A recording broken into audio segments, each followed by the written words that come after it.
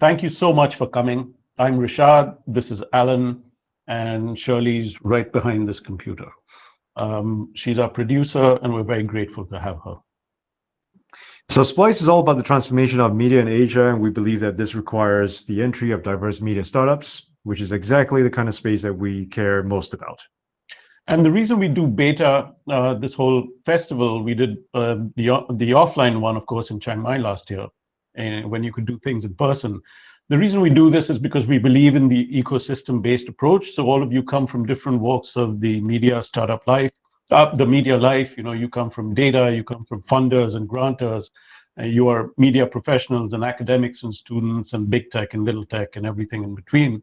And the idea is to celebrate the amazing work that media startups, mostly in Asia, are doing.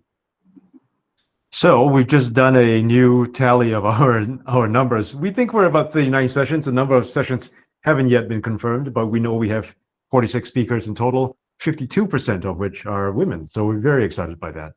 We've also got 5 stacks across the entire month. So if you go to spicebeta.com/stacks, you'll see how they're organized.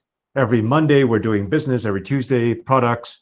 Every Wednesday, audiences. Every Thursday, operations. And Fridays are media careers. So if you want more on the program, of course, just go to spicebeta.com/program, and all the speakers and sessions are there. We're very grateful to our sponsors, Facebook Journalism Project, Konrad Adenauer Stiftung, Google, Luminate, MDIF, AFP, FOYO, and our dear friends from IMS. Click to View and Puma Podcast are our video and audio partners, respectively. We'd also like a big shout out to people who have actually bought extra tickets just so that people who couldn't afford the $5 fee could come to beta. You are the people that make up this amazing community, and we can't thank you enough. Thank you. Very quickly through the ground rules. You've all seen this before, those of you who've been here 11 times now. Number 1, use the Splice Beta hashtag. We are tweeting. We would love the tweets. It really goes a long way in giving us the encouragement that we need to power through a whole month. Also join us on Telegram. The Telegram code there is good. Jump right in. If you're speaking, use headphones, microphones, leave your comments, questions, links in the chat box. Also leave your email addresses there because that's a great way to get to know each other. This is, after all, a small community, and our goal here is to connect everybody. Also, put yourself on mute when you're not speaking. This will make things easier so that we can all hear. One thing to note is that this entire recording will be made available on our YouTube channel and our Facebook page when it's all done. If you see any kind of porn bombing, don't worry about it. We'll just kick the person out and we'll just get on with it. But be kind, be generous. All of us are trying to figure out this journey through media. I know you're all wondering about our amazing digital Zoom background. This, in fact, is Shirley's creation. We're very grateful for this. I had to shout that out. Listen, coming up tomorrow, we're excited that we're going to be talking about how Wapatoa built a media startup to serve young people in Cambodia. Our friend Alex Fischott is one of the 2 co-founders, and we're very excited to be talking to her. That's at 4 p.m. Singapore time tomorrow. But right now... Oh, Robin Kwong, what a guy. This is someone we've been following for a long time, since he was at the FT in Taiwan, I think. That was a long time ago. He's moved around since and has built an amazing career as a product thinker in the media space. He is the Newsroom Innovation Chief at the Wall Street Journal. I don't actually know what that means, but we're going to find out as part of this presentation. All I know is that he gets to work on some really cool products, and if we bug him enough, maybe we'll see some of these cool things demoed today. Robin, honored to have you here. Over to you. Thanks so much, Alan and Richard, for the generous introduction. Hello, everybody. It's great to be here. It's great to see all of you. I'm really excited about being part of Splice Beta and about spending the next sort of hour or so with all of you. And I am going to share my slides before I continue talking.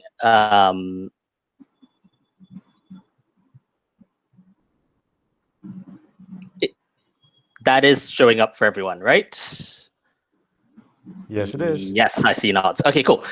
So yeah, really excited to be here. My plan for the next hour or so is to, first of all, tell you a little bit about myself, tell you a little bit about my team at the Wall Street Journal and what we do, and then set the stage a little bit by talking about prototyping, and then try something new and different. We're going to do an exercise together. There is audience participation in this session. When I was prepping this, I asked Alan what sort of a session he wanted me to do. Did he want me to just talk at all of you for an hour? And he said no. He said go crazy, break all the rules. So we are going to try that, and I really hope that works. So we will see. But first of all, yeah, I joined the Wall Street Journal in December of last year. It's been about 9 months or so in the job. The Newsroom Innovation team itself was spun out of what was R&D, research and development, roughly at the same time, about 2 or 3 months before I joined. So these past 9 months has really been about sort of setting up and setting a direction and leading this team entirely remotely, because I am still in London. I had intended to move to New York, but that didn't really happen because of the pandemic. And that's been an interesting experience. And leading a team remotely, it's entirely separate talk on its own. I am from Hong Kong. I was born there. I grew up there. And my first job out of university was at the South China Morning Post in Hong Kong. That is how I got into journalism. From there, I joined the Financial Times, initially as a reporter and a foreign correspondent in Taiwan. And about 8 years ago, I moved to London and stopped being a reporter and became an editor. I was a tech editor and coordinated global tech coverage for a while for the FT. I got really interested in digital journalism and thought I needed to learn how to code. And so I put my hand up to join the interactive news team, which was at the time the only team in the newsroom that had developers and designers working alongside journalists. I learned like really basic front-end coding, enough to do a couple of projects, which is really great, but also enough to make me realize that I did not want to be a developer by trade, that was not on the cards for me. Instead, I was really interested in how projects came together, how people work together, and how all of that was changing really quickly in journalism. And so that was around the point when I started writing job memos and pitches to try to create my own roles, to just sort of spot gaps where I think interesting things are happening, which is kind of why you see towards the bottom of the slide as it goes on, my job titles becoming ever more innovative and confusing. And so yeah, at the end of last year, I moved over to the Wall Street Journal to lead the Newsroom Innovation team. We are a team of 4 developers, a program manager, and myself. To be honest, though, there really actually should be an honorary or a rotating 7th and 8th member of the cast, because we work really closely with our design and with our UX research departments. So for pretty much every single project that we do, we are able to sort of pull in a designer and or a UX researcher on an ad hoc or on a sort of per project basis. As a team, we do 2 things. We build prototypes, which is what this whole session is about. And also there's a good sort of second half of 50% of what we do that is very broadly sort of culture change, empowering innovation, encouraging other teams to be more innovative, be more experimental, to try new things. And practically speaking, what that translates into is a lot of comms related work, both internally and externally. It's running something we call the Idea Portal, which is an internal only site where anyone from the journal can submit an idea for a new tool, a new feature, a new format, a new product, and that will be considered and be heard. I think I'm going to leave it there for now in terms of myself and what I do. I'm sure some of you will have questions about, more questions about how the team works, how we pick projects, how do we measure success, and so on. And I'm happy to take those in the Q&A towards the end. But for now, I wanted to talk about prototyping. And this is a genuine question for all of you. So I would love to hear what your definition is of a prototype. So please feel free to use the chat window to put in your answers while I sort of babble on. I will tell you where I landed on and what my answer is. But yeah, would love to hear, especially since if there's a particularly good one, I can steal it and use it for myself in the future. But this is also a really good point, I think, for me to give a sort of disclaimer or a caveat. I'm a sort of huge believer in the importance of context and doing the right things in the right context. And so everything that I talk about, this is what a prototype is, why we prototype. These are some of the projects we've done. These are all sort of my experiences and my experience with the journal, and these are things that we found to either work, or not work for us. And your mileage may vary. Basically, you and your news organization might be in a really different place, trying to do really different things. But hopefully, there's something here that is useful and universal, and you can all take something away with that. With that said, are there any? Yes, an experiment, a way to understand what people really want. An experiment can be a video, a landing page, test product for iteration. These are all excellent. And please keep going while I babble on. So for me, what I landed on when I tried to define what a prototype is I think a prototype is something that demonstrates an idea in a way that provokes a reaction of some sort. And I think, as Nick, I think, pointed out, like, it does share a lot of similarities with, but I think it's not entirely exactly the same as a minimal viable product or an MVP. With an MVP, you are often trying to test the market, test sort of audience, and to learn about that. But we have built some, but there are really good prototypes and useful prototypes. We've built some prototypes that are completely internally only. That's really meant to sort of spark a conversation and a debate completely within the organization or the company. I think at the same time, it also shares a lot of similarities with, but is again not exactly the same as a technical proof of concept.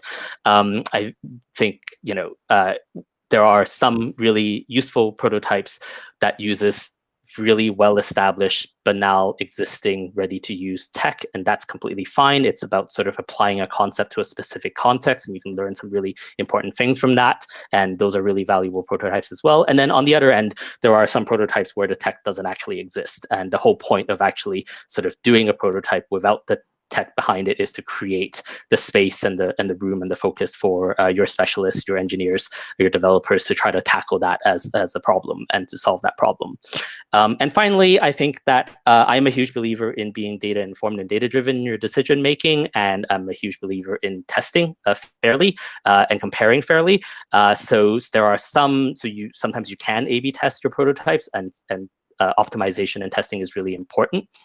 But I also think that that doesn't really cover the entire concept of prototyping, because sometimes there are really useful prototypes that actually help you figure out what is even the right metric or what is the right KPI or the key performance indicator to optimize against. So sometimes, and we've certainly built a lot of prototypes where we just didn't have a control group to compare it against. There just really isn't anything that you could do a really valuable, strict A/B test on. But yeah, so I think definitely the boundaries are blurry. There is lots of sort of scope for prototyping in different ways for different purposes, but hopefully those three sort of comparisons map out some of the territory in which, and gives you all a sense of the territory that we play in. And going back to sort of my definition, I really think that a essential characteristic of a good prototype is that it somehow manages to convey or demonstrate an idea clearly, and you generate and get some feedback from doing it. The next sort of big difficult question is why? Why do you even prototype? Why should you even do this? And again, genuine question. Would love to hear what you all think. So please use the chat, and that way we can learn from each other as well as just you guys listening to me. But for me, this question has both almost a single answer and also a million different answers. For us, the prime purpose of prototyping is to learn, is to acquire knowledge in some way, and we think it's like an efficient and cheap and good way of learning, and that's good. But what you choose to learn about can be a myriad of many different things. So you can build a prototype to learn about the user, to learn about the customer, to learn about the market, to see if there's a product market fit for a specific idea, or you could be building a prototype to learn about yourselves, not you personally, but you as an organization. So, for your particular organization with your assets, boundaries, constraints, situation, how would you do something? How you carry out this idea sustainably and at scale? How would you design the user interface? You can prototype how you would actually work out the workflow of maintaining a specific media product. So is this something that's going to take like a full-time reporter to do properly, or 10 full-time reporters, or 0 full-time reporters? Sometimes you try to learn about that by actually doing it. And finally, like I said earlier, sometimes you build a prototype to try to figure out a technical solution to something that you say, here's an interesting problem. We don't entirely know technically how this actually could be resolved, but we're going to try to build something to see where we get to. You might also try to build a prototype to learn about what is the right things to measure and what are the right questions to ask. It's possible that especially on a new category, new product, new thing, that you don't know what the most impactful metrics are, and you can sort of try to test that out by actually building something and putting it in front of people. And finally, I think this doesn't really get emphasized a lot when people talk about sort of experimentation and prototyping, but it is completely valid in my view to prototype just to go through the experience of prototyping something. When you venture into anything new, there are always going to be, to use the really hackneyed phrase, like a lot of unknowns. And sometimes the only way to unveil those, to realize what some of those things are, is by experience, is by just going through and doing it. And that has value as well, and should be encouraged, I think. I know I spoke a little bit earlier about sort of context, and your mileage may vary, and you got to do the right things for the right situation. But I do think that there is something. I do have a piece of universal advice that I think everybody could benefit from, which is that when it comes to building a prototype, when you embark on building a prototype, it's okay to only try to learn about one thing at a time. You're going to have lots of questions and lots of things that you don't entirely know until you've actually done it. But if you try to build a prototype that answers every single question and addresses every single concern, then you're doing a product launch, basically. Then you're effectively doing it for real. And a much better way to do it is iteration, is to build a simple prototype that really focuses on trying to answer or address or to ask one question, taking the feedback from that, and then learning from that feedback, and then doing another one and building another version of it. And if you do that, then pretty soon you'll find that you're actually an agile shop without having ever dealt with stand-ups and other rituals and all of that sort of stuff. So yeah, hopefully that helps set the stage and set the scene a little bit for what we talk about when we talk about prototyping. And now we're going to enter into the workshop-y sort of segment of this section. And what we are going to do is we are going to plan a prototype together. But not together, because there are 45 of you, and I'm not crazy enough to try to organize a remote 45-person workshop all at once in a Google Chat Hangout ad hoc. So we're going to do it together, but sort of separately. And this is also optional. I mean, if you just want to, if you're on your phone and you can't do this now, you're also free to just sort of sit there and listen and be an audience for the next 10, 15 minutes of this, and save the copy of the worksheet for later on. If you will go to that link, you will go to a screen that lets you copy a document that I've created for you, a framework that we use for planning prototypes that hopefully will be useful for you and your team and your organization going forward. And if you are following along and you're doing this in real time together now, we'll have to, the first thing to do is to come up with what this document is going to be about. So maybe you already have a list of things in your head, and that's easy. If you haven't come up with an idea until this point, then you can just think about what your dream project is. What is something that you want your newsroom or your team or your company to try, or what is a hunch that you've always had that you wanted to test out. And if you're utterly and completely stuck, a really fruitful place for me to go to for ideas is my frustrations, is to think about what really frustrates you, what's a news experience that is really annoying and frustrating, and you want to fix it. And that usually helps generate some ideas. Excuse me, 1 second.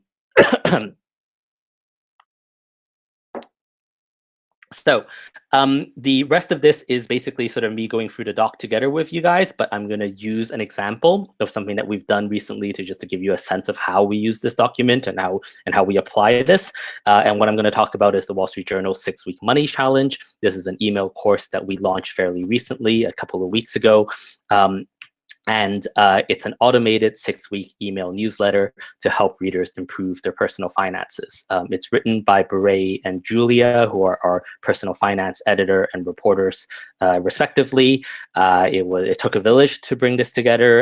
It was our team, personal finance, the new audiences, young audiences group, the newsletter team, and so on. And it's designed to be evergreen. It's our first attempt at creating an evergreen newsletter course and also our first attempt at creating an email course.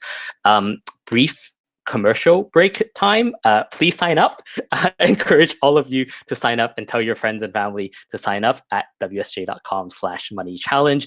We have put this entire course in front of our paywall, so it's completely free to anyone who wants to experience it. So please sign up and then let us know how it was and where we can make it better. So turning to the document, you'll see that it has 3 pages, and I've sort of organized it by theme for each page. And the first page is really about sort of getting really, really, really clear about why you're doing this. What is your goal? What are you trying to learn? If the prototype is successful and you build on it, then what problems does it help people solve? And also, what feedback are we expecting? I modified this entire document based off of, fairly traditional product requirement documents. So the feedback is basically what would traditionally in a product requirement document be how you measure success. What are your KPIs? On the left-hand side of my slides, I've added in some of our answers that we filled in for the WSJ Money Challenge. It's not exhaustive, it's not complete. The full doc has a lot more stuff in it, but hopefully each of these answers should just give you a bit of a sense of the sort of things that we would put in there. I will pause after each page in case there are questions, and I'll flip over to the chat to take a look so for example, with the WSJ Money Challenge, the main goal of it is to test the idea of evergreen newsletter content. Is it possible that we can get our reporters and editors to do some upfront effort, create the course all at once, and then have it run and reap the benefits over a longer period of time? It's also the first course that the Wall Street Journal has done. So, our courses, these sort of short-run email newsletters, can they be a new content category for the Wall Street Journal? And you'll notice that, this is an example of taking something that actually already exists in the industry and technology that already exists out there that's fairly well established, but really figuring out how do we apply it usefully and fruitfully, specifically to our context, to the context of the Wall Street Journal, because we haven't done anything like this before. The problems that we're trying to solve with this email newsletter, obviously one of them for the reader is, I want to improve my personal finances, and we really hope this newsletter helps solve that problem for them. But some of the problem statements that we had that might be a little bit sort of not so intuitive, or that you can guess from the outside, is that we embarked on this project, we created this newsletter at a pretty specific time and space in the world and what's going on right now. So there was a real sense of trying to take advantage of that and to tap into that. So one of the problems that we are hoping that this might help people address is people who are stuck in lockdown. They have a lot of quarantine energy, and we want to help them channel that into a productive, worthwhile way that hopefully helps reduce some of their anxiety around their economic situation, maybe, and provide utility to readers in that way. Internally, for the personal finance team, they've always wanted to find ways to make their coverage more accessible and more useful, and so this is a way of doing that. And metrics and feedback. So because this uses a fairly well-established sort of format and the newsletter, so we are able to draw on really well-established benchmarks and metrics. So we will look at the standard sort of open rates, click-through rates, unsubscribe rates, and so on and so forth. In each episode of the course, course, we also encourage our readers to email us and to give us feedback and to write to us, tell us what they think. And that also provides qualitative feedback. And also, this was something that we sort of made a noise internally within a newsroom about doing. And so a useful feedback for us is just, what was the reaction in the newsroom? Are the other teams excited about want to do something similar, but on a different topic on their coverage area? Or, are they completely disinterested and think this is a waste of time?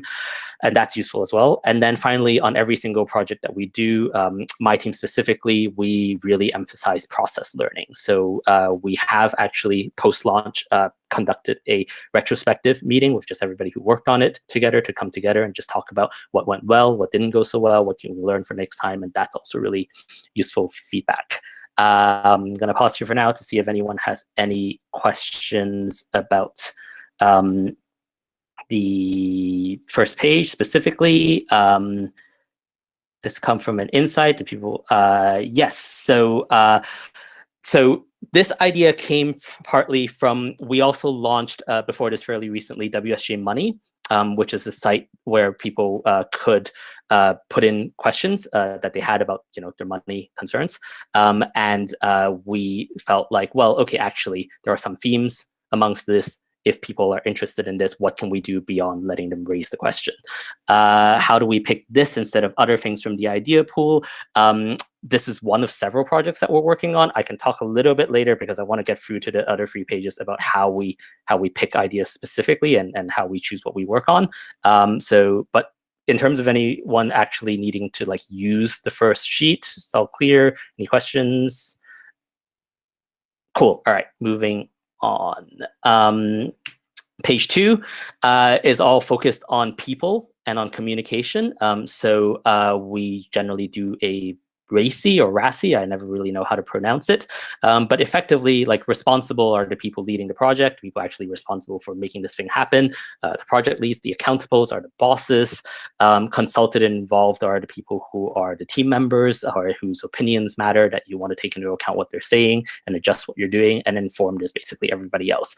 That's fairly commonplace. That's a framework that's used very widely across a number of different industries. Specifically, what we found to be especially useful and important, especially for something that brings together people from different backgrounds and from different teams, is to have a meeting where we sit everyone down and we ask in quite frank and honest terms, what do you want to get out of this? Specifically for you, for your team personally, what do you want to get out of this? And that can be sometimes uncomfortable conversation because different people have different priorities, but that is why we think also that it's especially important to actually have that conversation and to record that conversation. So we will write down, what is everyone's priorities and what they want to get out of this project, just so everybody knows. Communication channels, this part is useful primarily because we often find that we add people to the project as it goes on. There are people joining in the project midway, and even though everybody who is already involved knows how you're communicating tacitly, it's useful to list it out explicitly for people coming in. So they will know, where is the repository of existing information, which is generally this doc, where is the ongoing project conversations, the day-to-day conversations, where is that happening? And then also, is there are there any rituals or any specific time and places where you gather together? Especially useful when everybody's working remote. And research and references, fairly explanatory. But I did want to point out that one thing that might not be obvious to people looking in from the outside is that when Julia and Beret were writing and coming up with this newsletter, they actually drew a lot of inspiration from recipes, food newsletters. So they felt like there was something really useful and valuable in how those things provide very specific step-by-step instruction that's useful to, if you don't know how to cook, obviously that's useful for you in actually making the dish. But even if you're a 3-star Michelin chef, looking at a recipe with step-by-step instructions can also be useful. You also get something out of it for you. And that's really a lot of what we were aiming at with that newsletter. Background and other documentation, fairly self-explanatory. Any questions specifically about the second page? Can I jump in with a question? Yeah, please. So, can you talk a little bit about RACI? how do you gather people around the table? Do you, how do you get buy-in from that team and those teams so that they can sit around a table and you can hold them accountable, to be able to figure out, who's involved in this? Yep. So the first page helps a lot because often, oops, sorry, my slides are going crazy. So oftentimes, if I have everything in the first page sort of clear in terms of what this project is, what we're trying to accomplish, and what I want to do, that's basically my elevator pitch. So like that's what I take to go to pitch the design team to say, hey, we've got this new project. We need a designer. Can we get a designer, please? And they'll naturally have lots of questions. What is it? What do you want to do? What do you hope to get out of it? And all of that. So we really do gather people around the table by pitching everyone individually and getting them excited about it. Yep. Right. So in other words, your team comes up with the ideas and you say, hey, this is a problem that could be solved. This is what we propose to be the next steps. And that's how you bring people around the table? So often or does the team assign you a problem to solve? No, so you've got it roughly right, except for the very beginning part, which is that it's very, very rare that something comes out just from my team. In between the idea portal, in between all the conversations we're having with people across the organization and the newsroom, most ideas are a collaboration. Like from the very beginning, it'd be, oh, wait, personal finance is interested in finding a way to make their coverage more accessible. We have an idea around creating newsletter courses for the first time. Maybe we can put that together. So we'll often kick off with at least one ally and at least one partner, but then everything proceeds as basically you described. Then we go and pitch other teams and figure out who we need to bring into it. Robin, at what stage, I'm curious what stage, if at all, the user or, whatever it is you'd like to call a customer or the people who use this product, do they have a figure in the RACI, or does that, do you test your assumptions with them much later, much earlier? So they do not figure in the RACI because the RACI is there as almost sort of like an internal organization planning tool. It's for production purposes, effectively, to make sure that everybody actively working on it is clear on who does what and who has what level of input. The user or the customer or the audience or the reader comes in just at different stages depending on the project. So we'll have some projects where we start off with customer insight and with people. So, we start off with UX research, customer research around, for example, in pre-COVID times, what are people's commuting habits? What was a good news experience for them as they commute, and what are their frustrations? And we come up with an idea around that. And so they're involved sort of from the very beginning. In other projects, they come in a lot later. So it's after we wireframe, we've built a prototype, and then we do user and usability testing with them. And then sometimes they are the end destination of the prototype. The user or the reader is the audience for that prototype. So we'll have a plan for, how we do user and usability research with them specifically around the prototype, and they come in at the very end of that process. And that's because the prototyping is one small part of a bigger arc, a bigger process around developing new product and experiences.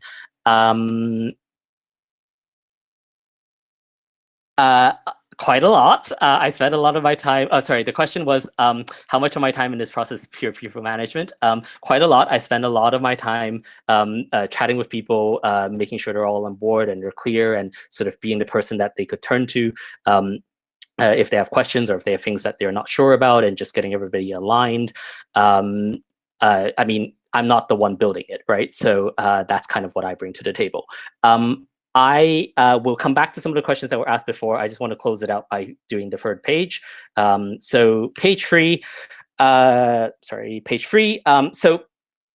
after you've gotten your scope effectively really clear, and you've gotten your team really clear, and you've gotten how you communicate really clear, I really do think that actually it's only at this moment that you can start thinking about like, what are you actually building?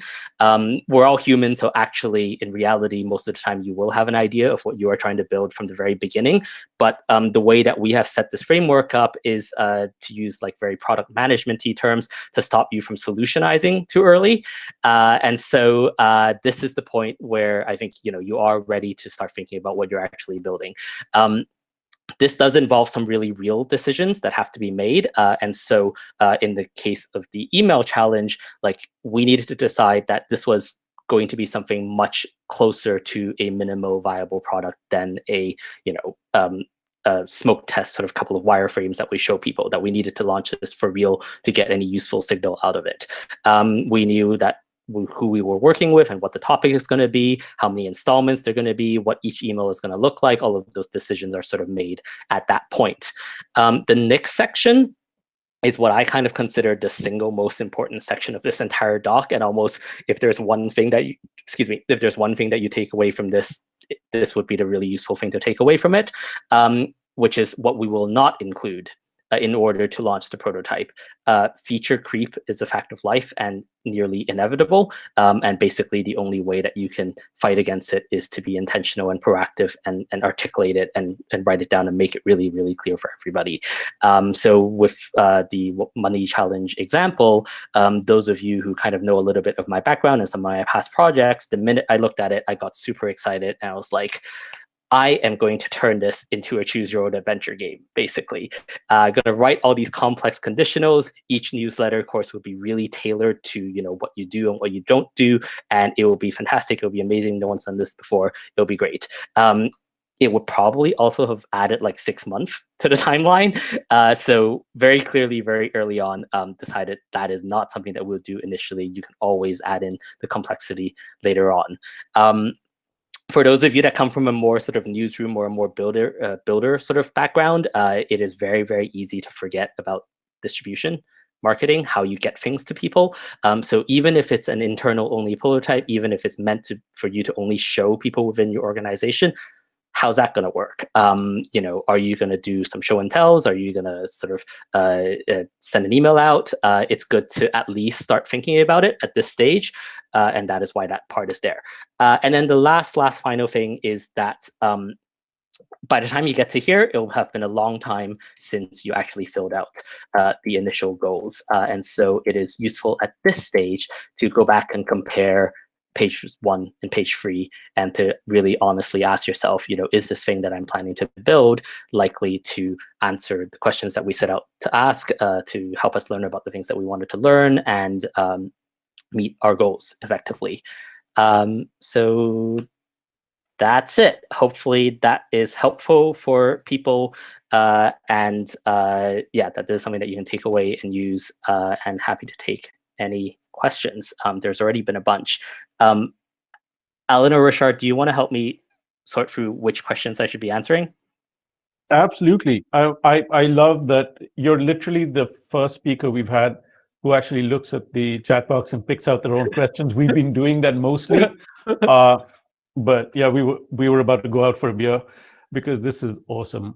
Listen, Hannah Teo, our friend, is asking about feature creep. How do you deal with product teams excited to ship new features, but not always proactive about feedback on user experience? I think there isn't a perfect answer. I think it's a fact of life that this thing is difficult and is one of the difficulties. The best answer that I've been able to come up with, and this works kind of uniquely in a early stage, like product prototyping, product discovery part of the process, is just to be really clear and honest about the boundaries that you're setting. And I think it helps when you are really clear about what purpose the prototype is intended to serve. So, if this is really primarily about sorting out your internal processes, then you're not going to care so much about building a feature that helps it reach more people, for example. Just being aware of it, talking it through with people, asking tough questions about why do we need this, and also like do we need this now? Can we do this later on? Is the best way that I've come up to deal with that. Hey, Matt Andrews, do you want to unmute yourself and ask your question? I think this is a really great one that'll be useful here. Yes. You want to jump right in? Can you hear me? Go for it. Yeah, so, Yep, absolutely. So I always wanted to ask about monetization because I think that's something which, well, I work for the FT and used to as well, and Wall Street Journal. Traditional media companies, often we have a firewall between the editorial side and the business side. So I just wondered what side of the firewall you were on, and whether you have to connect the things you're building to those business metrics, whether it's subscriptions or sponsorship of the newsletter or something like that. Yep, absolutely. And fantastic question. Me and my team are very, very firmly on the editorial side of the firewall. We are, our org chart wise, we sit in the newsroom, and it's literally in the name of the team. So we are very much on the editorial rather than the commercial side. The commercial side actually does really, really great stuff around prototyping, optimization, and testing as well. It's just not where our team sits. In terms of connecting, it's important to connect, and I see actually this addresses one of the questions in here from Pradita about having a business goal in the project as well, and then also goes some ways towards answering the how do we choose what projects we work on question. I think it's important to connect at a high level. So we know that the journal, as a newsroom editorial team, we know that the business goals of the journal include, without really giving too much of the game away, growing our audience, increasing subscriptions, diversifying our audience, and the specific ways that we have of measuring that, and therefore, metrics and goals and objectives. We also know, based on what leadership says, which of these big pillars or these big strategic goals is our priority for this year, this quarter, this moment. And so that is where we connect to it. And so we are always aware of what those things are. We want to, by nature, we work on things that are likely to fail, that are uncertain, but we always want to be able to have a narrative in our head about, if this thing works, this is how it will contribute to that strategic goal or that business goal. And so that becomes one of the criteria for which we pick projects. If we do this thing and we can't see, even if it's wildly successful, how this moves the needles on something that the organization cares about, then we're probably not going to do it. Thanks. Nick, go ahead and jump in with your prototype resources question, if you like. You'll have to unmute yourself. That's a rookie error, isn't it? Thanks, Robin. Yeah, the tricky thing with a lot of prototypes which are built to test a concept is then making them real. So you either have to win the resource to build it, or and I'm just interested in if you've got any tips for how to do that, and also any success stories. So tell us something that's actually worked and that you've then managed to get resource for, either at the FT or the Wall Street Journal. Yep. So great question, and that is actually the biggest thing that we are not struggling with, like figuring out. We are having to figure out. So this is you really hit the nail on the head. I don't, in very broad general terms, I don't think it's possible for innovation teams to solve this in isolation. I think you need an org-wide structure that facilitates that, and that's what we're working towards having.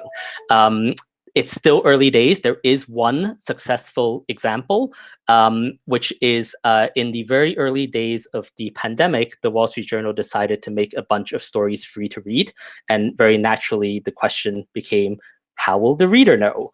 And how will they get to these stories? And so they turned to our team, part because part of what we do is also just to act very, very nimbly and quickly. And within 48 hours, we built a very ugly, very non-performant coronavirus free-to-read ribbon top navigation that goes across the top of the site.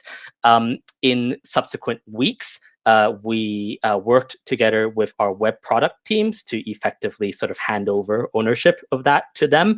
And so they now run that site feature, I guess. And as a consequence, it now loads a lot faster. It now looks a lot better than when we first launched it. And it is now deployed in a more targeted way. So, you will see this on coronavirus related stories, but not if you're reading a sports story or, so that is one example. It happened, it was successful and happened partly because of extraordinary circumstances. It's COVID, all hands on deck, everybody coming together to solve a problem. But the tough thing is, how do you do this, consistently in the long run? And that's something that we're figuring out.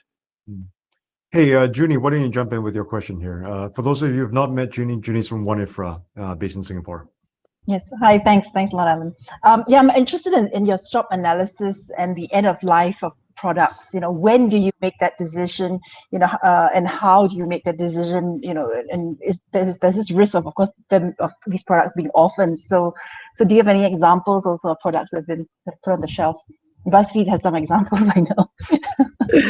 Yep. I'm going to be slightly glib here and say I am very glad that I do not have to worry about those issues.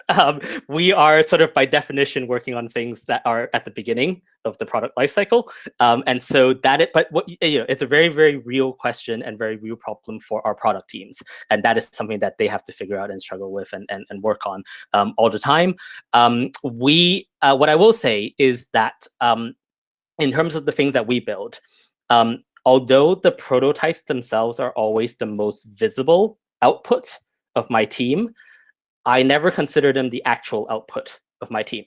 The actual output of my team when it comes to prototyping is the data and the insights that help us make the decision, answer the question, should we do this? Should we be doing this properly?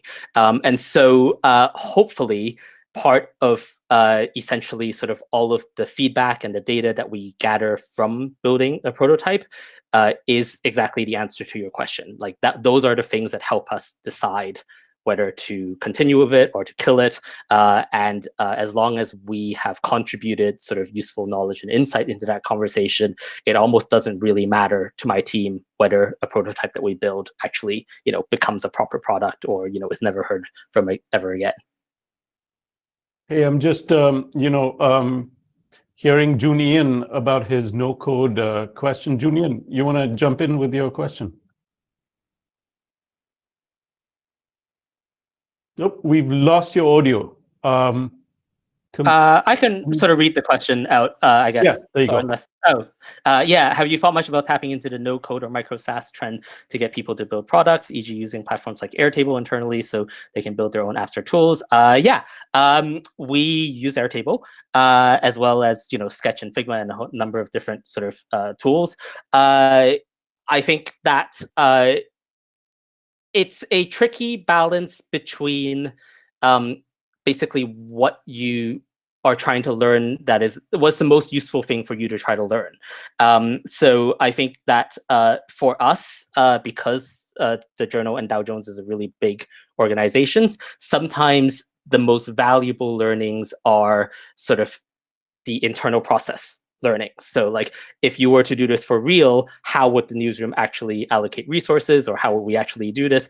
And so we have so far tended to build things that are actually launched. But one of our aims or one of our goals is to essentially, and it's kind of jargony, so I kind of hate saying this, but to reduce our time to insight. And part of doing that is sort of bringing a variety of ways to build prototype to bear, to be able to do things as essentially just a couple of sketches on a napkin, as well as building out a full email course that, is fully edited, has illustrations, works perfectly, and you launch it and see how it goes. I like Yanok's question here, but we'll come to him later. I want to hear from Sharon Park first. I like where you're going with this question, Sharon. So if you could explain this in a more succinct way, I think it'd be great. Hi, I'm Sharon. I actually have a lot of questions, but I'll ask. So my name is Sharon. I actually used to also work at the FT until earlier this year. I was in the comms, but I was wondering what your take on like the trends of newsroom innovation, what it's like. I know that there's a lot of uncertainty around it. No one has the right answer, and at the same time, I know that there's a lot of uneasiness. Some reporters still like seem to think like it's like still like content should be the focus, and newsroom innovation is not something that's everywhere, even though I know that the Wall Street Journal, like I heard that you guys like never cease to innovate. And I was wondering what your take was that, and how you're so effectively able to create your own roles. Yeah, so thanks for the question. I think a couple of different things in there. I think one of them is a question around sort of newsroom reception and sort of what reporters and editors think.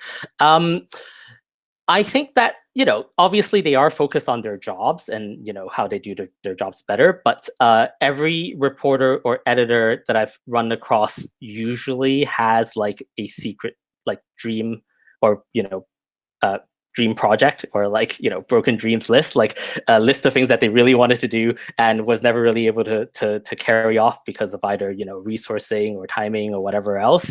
And so I always go straight to there. I always go, you know, if you can wave a magic wand and make something happen, like what do you actually really want to do? And that's a great place to get the conversation started. In terms of sort of creating my own role, I will say that like I only started to do that after I think maybe 8 years or so in the company. So, you know, I had a lot of, you know, social, political, personal capital. I knew people, I sort of knew how the place worked. But really the key is to not think about it as it's not about you and what you want to do. Is, you know, what is a problem that the company or the newsroom or the organization has that they need to solve? They might not even be aware of it. And how are you going to help them solve that? And so identifying a gap, identifying a problem and proposing a solution is a great way to get started. And by the time you're down that road, you'll say, well, I might as well do it because I like, you know, I've gone this far down that road already.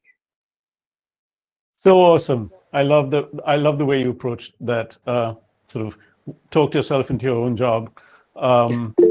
Listen, we wanted to call on our friend Jan Oak of TB. Jan, unmute yourself and ask about the Uber News game. Hi, yeah, Robin, big fan of your Uber News game, of course.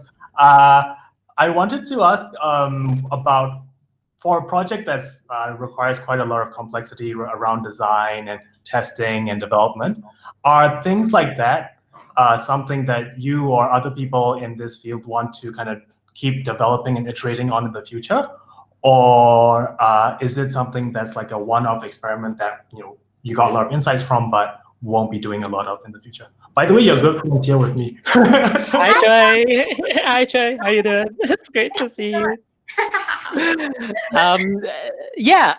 I think that I definitely hope that it is something that you know, more people will do, and there's more examples of it, and it becomes sort of a more widely used sort of format for journalism and for storytelling. But I think in terms of what is actually happening and what is really going to happen is that elements of game design and elements of game mechanics are going to be incorporated into other forms of journalism in a way that is not really game-like. So a lot of the techniques will become more widespread without necessarily lots of people launching things that are specifically called news games. And so I think it was the LA Times that recently did a piece counting you know, how many people were wearing masks, and then they included within that a calculator that you can do on your own, right? So so there's a bit of interactivity there. You can imagine someone doing this, saying, you know, why don't you post it if you've counted, and, you know, post your location and you count to this, and then you can start to have a leaderboard of how many people who are the most active contributors to this growing database of how many people wear masks or not. And so you can see some of those ideas sort of flowing through in that and some other stories. We're going to have to wrap this up, but because we're the organizers, I get to bully everybody into the last question. Can I put you on the spot tiny bit, Robin, and ask if, you know, have you seen a media product out there in the wild that you wish you'd thought of first? There's one that I actually really admire, that I think is really interesting what's going to come out of it, and it's what David Bauer is doing at Refined. So Refined is kind of like Pocket. You know, you have lots of links, you can save it to Refined and so on. He is working on something where even if you've saved like hundreds of links to Refined, it has a really smart sorting algorithm, and it will serve you up like one piece. Like, this is the piece from your list that we think you are actually going to read this time, instead of just like, you know, leaving it in the backlog and forgetting about it. And there are some really, really interesting ideas in there. Yeah, I think that's really, really cool. Wonderful. And with that, we're going to wrap things up. But before we do that, I want to, first of all, thank Robin for his time. I think these insights are fantastic, and I think everybody loves what they've heard here. But also that Robin is available as a coach for a little bit, for a couple of hours. If you're interested, get in touch with us, and we will help you get in touch with Robin. But of course, we can always put his email address up there as well.